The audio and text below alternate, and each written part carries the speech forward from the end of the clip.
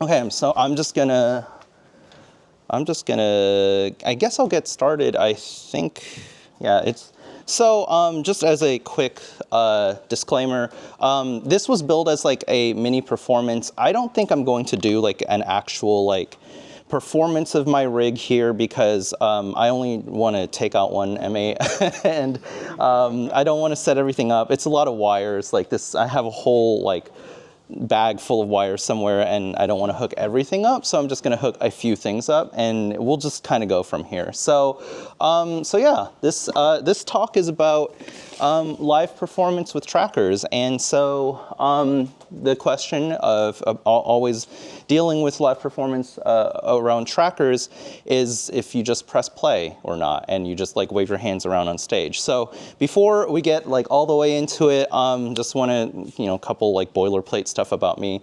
I'm Patrick. I'm Spacetown on the internet. I have been, I guess, like job stuff. I currently teach as faculty at the NYU Game Center, and I've been in the game industry as a sound designer and audio person for a while, but like more interestingly, I have also been performing techno and chiptune for like 15 years. That doesn't make me feel good. That's that's a long time. Yeah, I've been doing chiptune and techno for a long time. And at the same time, and kind of throughout this entire time I've been performing, I have also been going to a lot of clubs. I come from the faraway land of San Diego. So San Diego has a kind of interesting club scene. I feel like it's the closest that you can get to Las Vegas without actually like going to Las Vegas. So a lot of interesting acts come through San Diego, a lot of really interesting clubs. And so the way that I'm approaching this whole thing is from both worlds, right? I'm thinking about this as a practitioner, but I'm also thinking about this as like or as a fan, as a consumer, as a person who like goes to shows and is like interested in shows and things like that. And so before we start, again, it's not going to be anything about how to use trackers, like in a really like, if you've never used a tracker before, I'm not going to teach you that because we only have like an hour. So this is more about like the theory of live performance, because I feel like live performance is the kind of thing that I've just been really interested in and really trying to work my head around and think about for, again, the last 15 years, which is way too long, last 15 years of working on this. So, and at the same time, trying to reconcile with the fact that all I make music on is trackers. So yeah, before we get into this, we have these two things that I'm trying to reconcile, right? We have trackers and live performance. So I'm going to go into, I want to talk about live performance for a minute, right? Live performance kind of like, it encompasses everything from just like pressing play, right? Just hitting the button and going, to like the pure form of like singing and dancing on stage and all of this stuff, right? And so the thing, I want to kind of like narrow it down a little bit to live performance of electronic music, right? Electronic music specifically. And so I feel like live performance of electronic music is kind of like a weird and complex topic when it comes to how we do this thing. And I feel like it's a weird and complex topic because when if you leave here, if you live this building and go out and just ask someone out on the street, what do you think about when you think about live performance of music, right? They're going to say, bands, right? Just guitars and drums and singing, and that's it, right? That's the model of live performance for music, right? And then when you ask someone, okay, let's forget about bands and instruments and things. How do you perform electronic music, right? And what they're going to say is, you DJ it, right? You DJ things, right?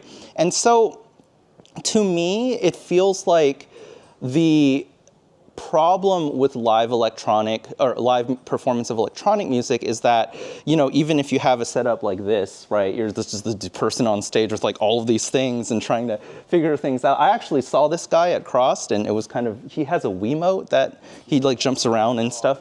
And so it's like, even if you have a setup like this, right, and you're doing all this stuff and performing and whatever, you're always going to be running into the DJ problem, which is essentially that instruments, right, playing instruments, right, is an analog situation, right? It feels analog. The person has direct control over the sound based on the way that they're playing the instrument versus the digital performance that DJs do, which is not direct control, just using other people's music, all of that stuff.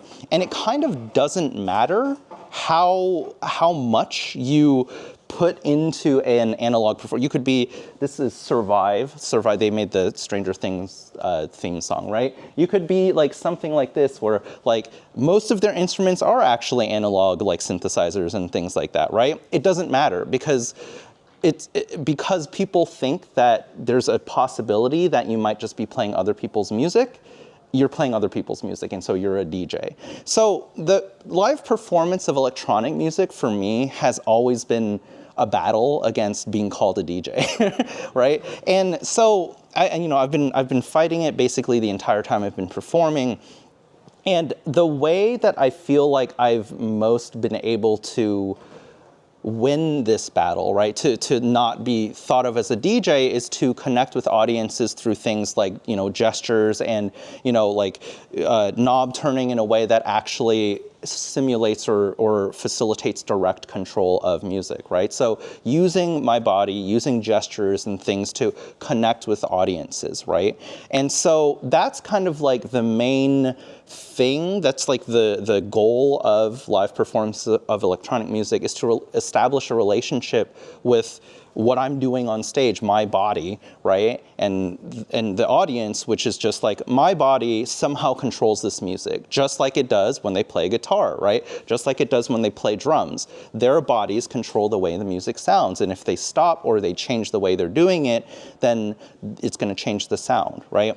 So that's kind of like the live performance aspect of it in terms of electronic music. It is a battle against being called a DJ, and the way you fight this battle is to establish some sort of direct control relationship of your sound to the audience. Now, moving on, trackers, on the other hand, they're really weird.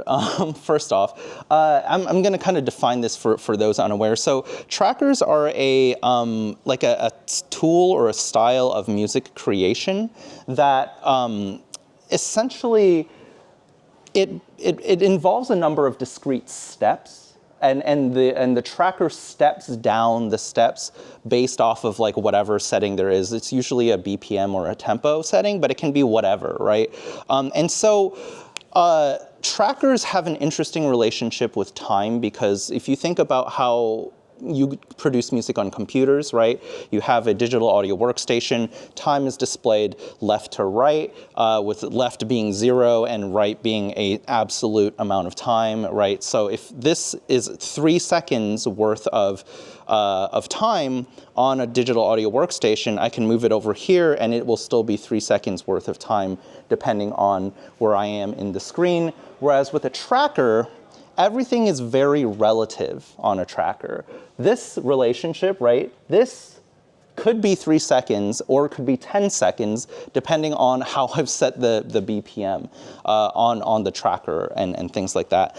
And the other thing with trackers that's really unique about them is everything can be programmed per step, right? So you can think of these like, you can think of trackers as just like someone got really into electron parameter locks and decided to make a whole thing like just parameter, it's oops, all parameter locks. But like 13 years before any of that happened, right? So because of this really intricate and intimate programming of things in trackers, you can actually, you can do things like, on this step, I want to play the kick drum, right? And then on this step, I want to play a hi-hat. And then on this step, I'm going to play an open hat. And then this one, I'm going to go back to the kick drum. So the way that trackers work is that you can't really guarantee a relationship between the track that something is on and the sound it will necessarily play. it's just going to be a whole bunch of different like weird interactions. Sometimes the tracks interact with each other, sometimes they don't. Sometimes you have like something really, basic on a track, sometimes you're doing something really intricate, right?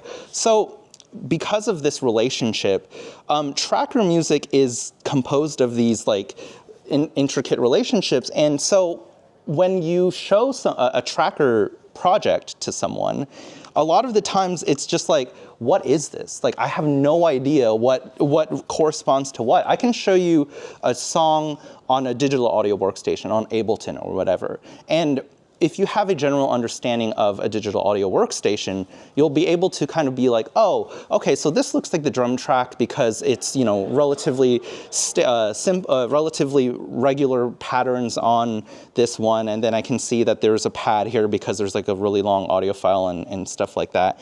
On trackers, sometimes I'm even like, I don't know what I did on the track. So here is a track that I made at some point in time. And so, I know you've been in tracker land for a long time. What did I do in this song?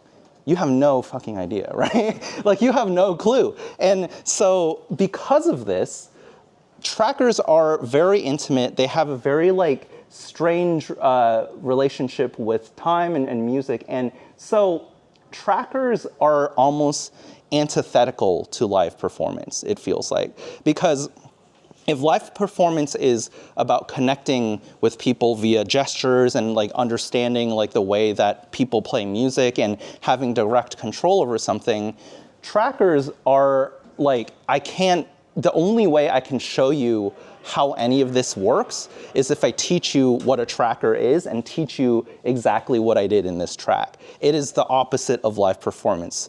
And so it's a very strange style of composition to try and perform live, right? If we, who would like, how do you perform this kind of thing? It's one of the strange questions that we have when it comes to, performing any kind of electronic music. Who would try to reconcile this? Like, what dummy would like try and perform this live? Well, it turns out a bunch of us in, across time and mostly in New York, so it's all your fault, New York, did try to do this, and a bunch of us chiptune musicians tried to do this to varying degrees of success for a long time, over the course of like 20 years, maybe even longer. And so there is an interesting approach that we have come up with. So again, for the unaware, just to cover my bases, chiptune is music made on old video game systems, right? So you would take a Game Boy or a Nintendo, and you would take the cartridge and install a tracker specific for that video game system. In Game Boys, it was usually Little Sound DJ, which is a tracker specifically for the Game Boy, right? And for the Nintendo Entertainment System was Family Tracker. There's a number of different trackers that everyone has, right? And so chiptune was mostly made on trackers. There's not really any other way to make it on Game Boys and things like that, other than like using MGB, which is like to think of the Game Boy as like a sound module, or Nanoloop, which is its own weird side diversion of chiptune music. So chiptune was mostly made on trackers, right? And so for chiptune, the question here is, how do you take, how does this work? How do you take instruments that were never meant to be on stage and perform with them? And so, to a large extent, the way that chiptune did it was you literally just take them on stage and you press play and, like wave your arms and jump around and stuff like that. But I think that the interesting thing about chiptune and why it's an interesting case study is that it's not a logistical question, right? I started this talk off with a logistical question. What do you do? How do you bring a tracker on stage and perform with it? What do you need? Do you need a specific kind of equipment? Do you need a specific kind of control surface? Like, how does this work? How do you do it, and how do you make it feel good to audiences? With chiptune, it wasn't a logistical question because the logistical question was already solved. They solved it in the composition process. How do you make music on video game systems? That's the logistical question. And so for Chiptune, the question that they're asking is an aesthetic question, right? How, like, it's not so much how do you make music on video game systems, it's how do you convince people that this is something worth listening to in this environment, on stage, right? And so it does actually mirror DJ culture in a lot of ways, where it's a lot of like, DJ culture is, I'm going to convince you that this is worth listening to on this banging sound system or whatever. And so with Chiptune, there were a number of different approaches to performing chiptune on stage that I think roughly fall into a chronological order, but you know there's some differences. So the first approach is the purist approach. It's the I'm just going to get on stage with a Game Boy and just hit play and jump around and you know maybe mute some tracks or something every once in a while. This is Bit Shifter. He lives close to me. He's based in New York. He performs every once in a while. He's a legend in the chiptune scene. So yeah, so there's a purist approach, right, which is just jumping around on stage after having pressed play.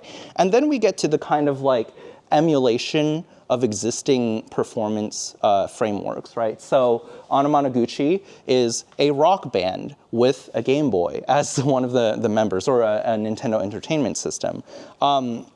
Or you have someone like Corset Lore, who's like a synth pop-ish artist, where she does vocals on top of a backing track done by the Game Boy, right? So we have these two kind of like styles of performing chiptune on stage, which is like, I'm going to basically do what someone else did, but like add a Game Boy onto it. I have a third one, which is basically like whatever Citrix is doing. I've just kind of like named it that.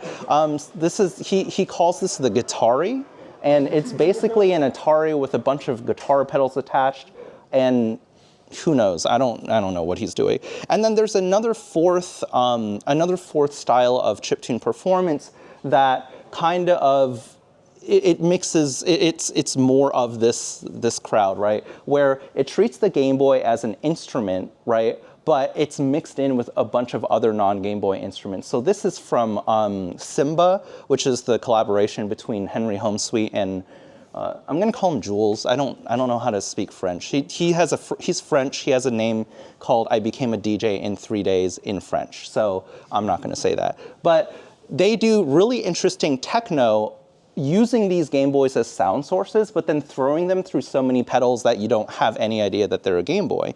And so, you know, all of these approaches are interesting and valid, and they go places. I think the problem with like the first kind of like three approaches that we've done is that the problem with those is that the chiptune sound is so overwhelming that the audience inevitably focuses on the fact that you're using a Game Boy on stage as opposed to whatever you're trying to do like performance-wise. So that becomes the entire discussion around your music. It's like, is that a Game Boy? And it's like, yes, it is, yeah. And you know, at first it's always a thing, but at first you're excited to have that conversation. And then eventually you're like, okay, yeah, yes, it is a Game Boy. And so despite how interesting your performance setup is, that's always going to be the question that's asked of you. That's the issue of taking an aesthetic, of trying to circumvent the aesthetic question, is eventually it just comes back around to too much aesthetic, right? The Game Boy, the chiptune, it all is the problem, right? So we tried, chiptune musicians tried. I feel like ultimately chiptune wasn't quite able to bridge the gap entirely. That said, you know, Simba got close. I feel like Chillbrave got close. A member of Chillbrave in the audience right over there. I'm going to embarrass him right now. Yeah, so we, you know, it's close, right? But you know, what now? Like, where are we now in the year of our Lord 2024? What do we have, right? Let's kind of summarize. Let's talk about this. We have the live performance, which is all about connecting to the audience using gestures and a shared idea of how music is performed. And then we have tracker music, which is complex and detailed and seemingly hostile to live performance, right? Because the only way to create a connection between the instrument and the audience is to literally like, hey, come over here. This is what's happening in my thing. So this one track is playing these notes, and so that's not. I mean, it's a live performance of some sort, but not one that I'm interested in doing. So where are we now is this kind of weird question, but an interesting thing has happened in the last couple of years. And I've shown us one of them already. We have a weird new influx of hardware trackers that are coming up. The polyend tracker is one of these things. It's a tracker, it's a piece of hardware with a tracker interface on there.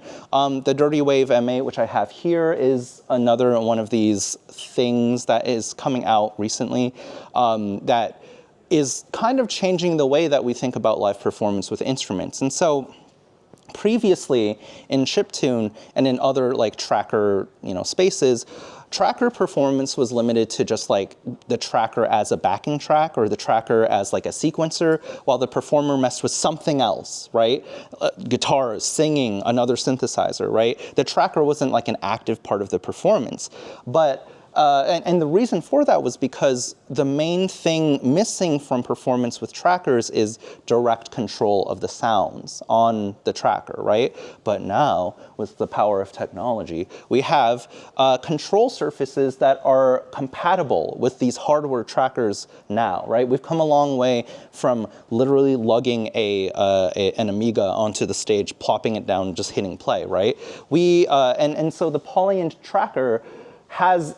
This is the control surface right here. It has a live performance mode that allows you to use these buttons to change the way that the song sounds, that the sounds actually are, based on the buttons that you press on here.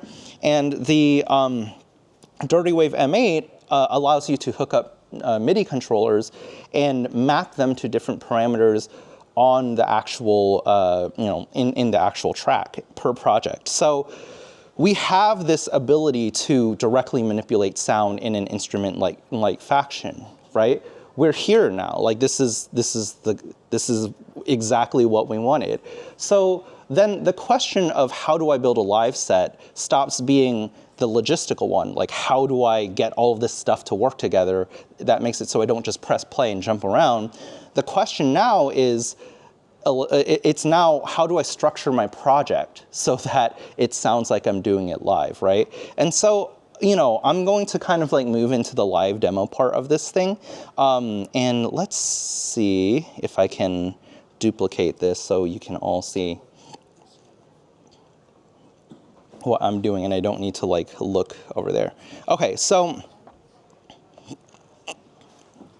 all right, we have a Chiptune track, right? This is, or not Chiptune, we have a tracker track. This is off of my album, If You Had Known. I don't even remember what song it is because all of my songs are like trance plus 1, 2, 3, 4, you know how it goes. And so normally, right, if this is the way that you compose music and if this is the way you're intending to perform live, I don't know exactly how I would take this apart and like do live performance of this, right? So let's move to one where it's actually like doing something. Okay, I'm gonna go find the actual one where it like changes what the sound is like. Okay, so no, it's okay. So with this track, right, what is happening is I'm doing like a filter sweep to make the kind of trance sound like get broader and broader, and then you hit,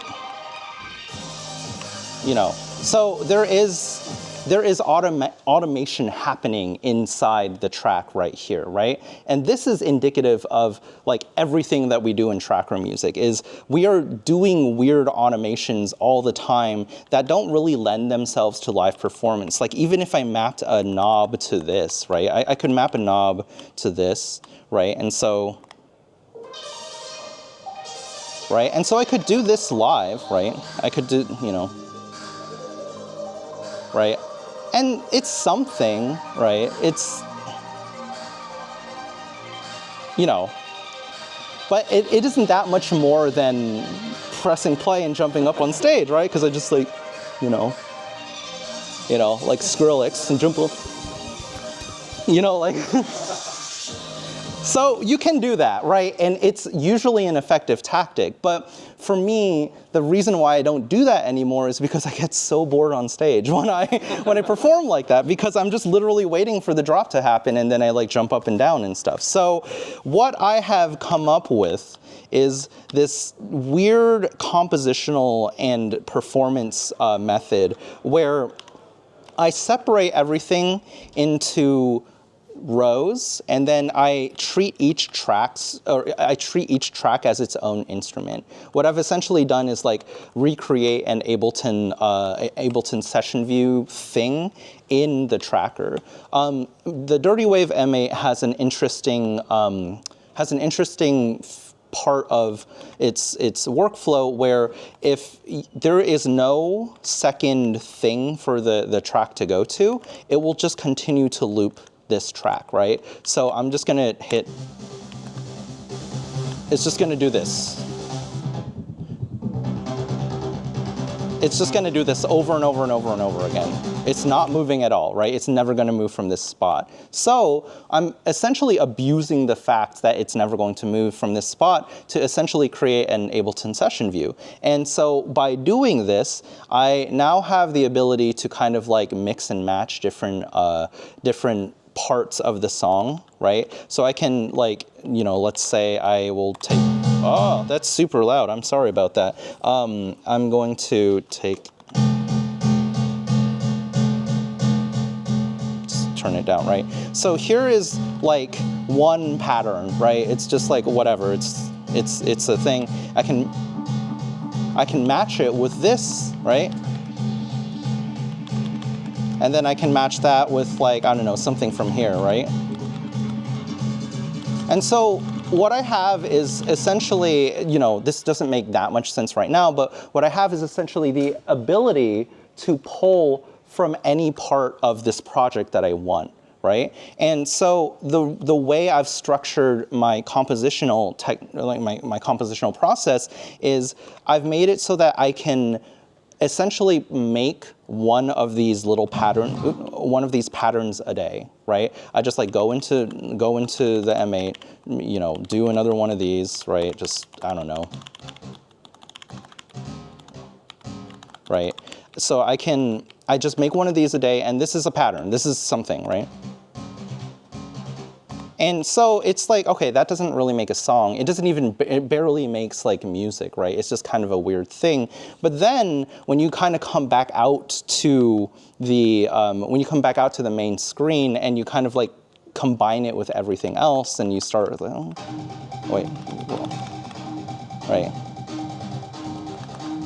You're like, okay, it could sound good, right? And so the compositional process allows me to not spend that much time sitting at my desk like composing something that's super, super laid out. It allows me to take just a couple minutes, compose something, and then the important part of the compositional process is that it still allows me to have surprise while I'm performing, because I have no idea if this is going to sound good live. I'm only going to find that out when I play it live. But the fact that I have it here means that if I start playing it and I start kind of like, oh, this is cool, like I can ride that, I can kind of, you know, groove with it. And if it isn't, then I'm just like, okay, I'm out of here. Like I don't need to worry about it. I can pick from any other part of the project. Yeah. Have you ever had something like actually sound bad when recorded live? Oh, yeah. I mean, you have something sound bad, you know, all the time, especially with this kind of techno improvisation. I'm gonna, Huh? What do you do in your live performances when it doesn't sound good? You just kind of move on. you have to make it seem natural. Let me really quickly explain like the flow of a techno performance for me typically, because it goes into explaining how I get away from things and stuff like that if it doesn't sound good. So I have my percussion here, right? I normally use two M8s, but so one of them has the percussion part on it. Here's a percussive part, right? And then here's the bass part, right? I'm gonna bring it in. Okay, it sounds cool. I'm into it, right? And then I'll bring this part in too. Let's see, right? And so I can mess with all of these different parts and like fade in between them and go, right? And then if I am like done with these patterns, I can move on to the next pattern, right? So I can get over here and then suddenly, I didn't map this, so I have to do this right now.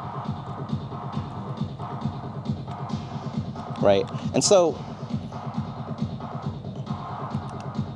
okay, I'm not a huge fan of the way that sounds live, right? So I can just kind of like slowly get rid of it and then move this second one and suddenly it's another bass line, right?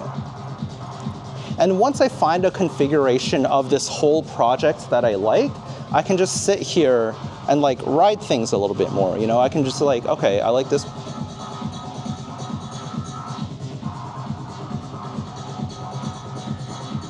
Just keep,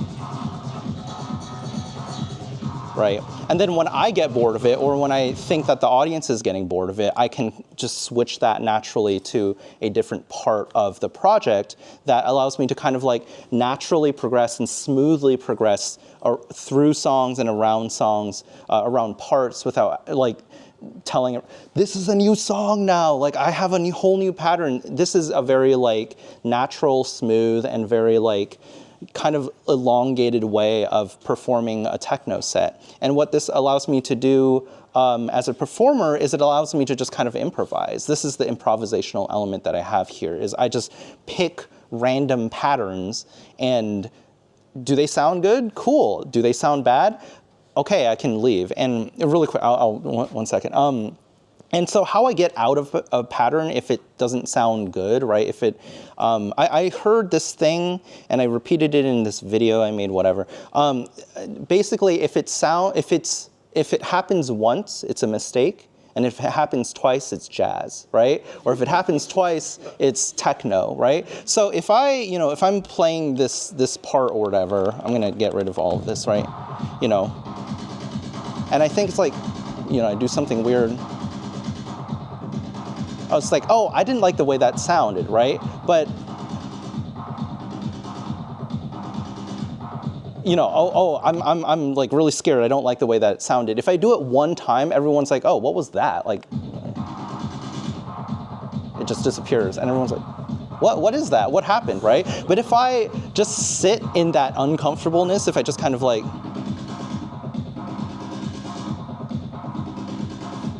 it's jazz now, This is the mistake that got turned into like just a part of the song, right? And so that's kind of like how you get out of these mistakes, is you just kind of ride them a little bit, you kind of stay on it, and then you find a more natural time to get out of there, right? It's like DJing, right? You play a song and it's just like, oh, this is not the song, I gotta get out of here. If you just backspin it and cut it out, then it's like, oh, whoops, like that guy did not mean to do that, right? But if you just kind of like let it sit and keep it in there and let everyone be like, interesting choice, I'm not so sure I would have made the same decision, and then you kind of naturally transition out of it, then it becomes a lot easier to have these mistakes become just part of the performance, right? You had a question? Yeah, just to kind of be a little more clear about what we're seeing here. Mm-hmm. The row, like when you said the percussion, mm-hmm. is that column 8? Is that row 0? So, yeah, normally I have another M8 on the table that's doing all of the percussion that I'm controlling as well. But in this project, I just have all the percussion here. So being Yeah. It's all in row 8. Sorry, it's in this or column 8. It's all happening here. So if I mute this track, then if I mute this track, then we don't have any percussion. cool. And then 1 through 7, you're playing. You had like a bass line going in column 1. Yeah. So you played around in yeah. 2. Each one of those columns is kind of different musical. Yeah. Each one of these columns is a different musical element that kind of that I can play around with, and they're usually really short, simple patterns. This one is super simple, super short, but if it repeats on top of a percussion pattern, it sounds good. It's like techno, right? And so my entire project is composed of little patterns like this that I can kind of pick and choose from. Yes? What effects do you have on that synth? On this one, let's see. I just have the chorus on. I just turned it up really loud. And the toy oscillator on the macro synth is I don't know. I just make weird stuff with it all the time, and it's fun to do. Yeah. A lot of these ones you don't have to try really hard to push them into a kind of like atonal pattern, right? So, so that's kind of, and that's also part of the compositional process, is that I can kind of combine my sound design and like pattern building into one process. A lot of people will say, no, you should reserve your sound design session and have it separate from your compositional section, but I like to have them in the same thing because a lot of the times the sound that I come up with dictates the pattern that I make with it, right? So if there's something that's like, if for some reason I've made a very short version of this, right? Then instead of whatever this is, I might, so it's, sound design and composition become like kind of the same process when I'm working in patterns this small. Yeah. You described kind of building one of these little building blocks each day and then kind of assembling them in performance. In performance, do you often find yourself creating new phrases, or you're mostly playing? I'm mostly playing from the phrases that I've worked with. I'm not that good yet, and besides, it's very clumsy to create new phrases live while you have a tracker going. It's you can do it. If I was better at using this, then I could definitely like slap together something like really, really quickly. But I don't consider myself good enough at this to do it live. Essentially, Lego blocks is good enough. Yeah. Like, because I do this over the course of like couple weeks, couple months, or whatever, and I have something that's like broadly set up for me, right? I have this like all this bank of material, this palette of sound, right? And then when I just, I'll say I'll play live, and then just kind of pick and choose from this palette of sound that I've already assembled, as opposed to like, I have to perform this one track in its entirety, and then this one track in its entirety, and then, have it all sequenced in a way that, that fits in that way. So this becomes improvisational in that regard, yeah. Do you find yourself sitting on one file for a whole set, or do you swap between multiple? I usually sit on one file, mostly because in the version that I'm at, I still haven't updated to the newer versions. In the version that I'm at, Tim hasn't fixed the little thing, the desync that happens when you switch to a new file. So I usually just sit on one project. That said, I sit on one project in the compositional process for a long time. This is like my newest set, and it's like been over the course of like 6 months or something. I just slowly add to it, and eventually it comes out like this. So this is a very, very, very abbreviated version of my kind of like how I perform techno live on the dirtywave M8. I made a video about this, and it's like the only thing of mine that's ever done any kind of numbers. It's on YouTube, so if you're more interested in like the actual nuts and bolts of how all of this stuff works, there's a video. I made it onto like the page. I made it onto the page that's like this thing that I have right here. This picture. This was on the Google image search when I searched dirtywave M8. I was too lazy to, but so it's the only thing of mine that's ever been like, numbers, whatever. So if you're interested in like the actual like more nuts and bolts of like how I set up a set, how I like do transitions, how I do things like that.